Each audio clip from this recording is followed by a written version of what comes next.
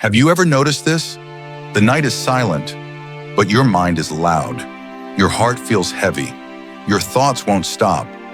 Fear tells you to run. Pain tells you to quit. Emotion tells you this feeling is the truth. But deep inside, there is another voice. It doesn't scream, it doesn't panic, it simply waits. And most people never listen to it. Because here is the uncomfortable truth. Your emotions are loud, but they are not wise.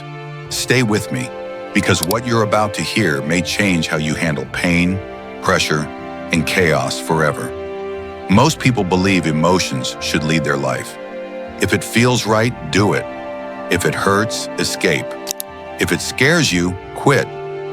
But emotions were never designed to be leaders. They are signals, not directions. Think about it. How many bad decisions started with a feeling? How many relationships broke because of one emotional moment? How many dreams died because fear felt real? In the moment, emotion feels convincing, but later, reality speaks. The ancient Stoics understood something we forgot. The real battle is not outside you, it's inside your mind. Marcus Aurelius reminded himself every day, you have power over your mind, not outside events, and that one idea separates the strong from the broken. Because when emotions lead, life becomes unstable. One day confident, next day defeated, motivated in the morning, exhausted by night. Not because life is hard, but because the mind is untrained. Look around today. People train their bodies. They polish their image.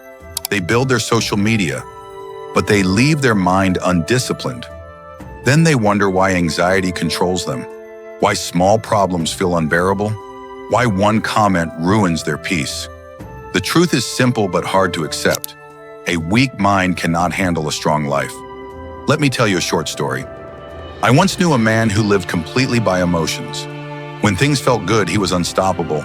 When things felt bad, he collapsed. Nothing changed on the outside.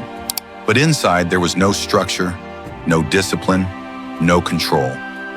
And then I met another man, quiet, calm, often ignored. But when pressure came, he stood firm. Not because he felt strong, but because he had trained his mind to stay steady. That is the difference. Here's the hard truth most people avoid. Emotions exaggerate. They turn shadows into monsters. They make temporary pain feel permanent. Seneca once said, "We suffer more in imagination than in reality." And he was right. Fear lies, anxiety lies, doubt lies. But the mind, when trained, can see clearly. This doesn't mean you stop feeling. Strong people still feel fear.